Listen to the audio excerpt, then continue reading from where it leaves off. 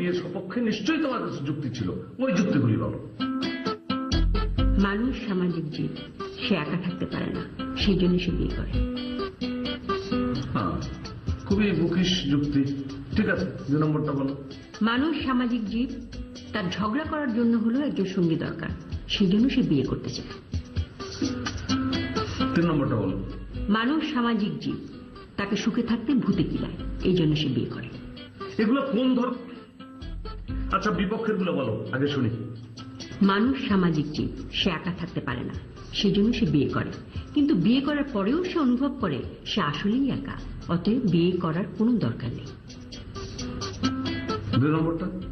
মানুষ সামাজিক জীব, তার ঝগড়া করার জন্য হলেও একজন সঙ্গী দরকার, সেই জন্য সে বিয়ে করে, কিন্তু বিয়ে করার পর যখন সত্যি সত্যি ঝগড়া লেগে যায় তখন তার আর ঝগড়া করতে ভালো লাগে না, তখন সে শুধু ভাবে এই আপদ কবে দূর হবে।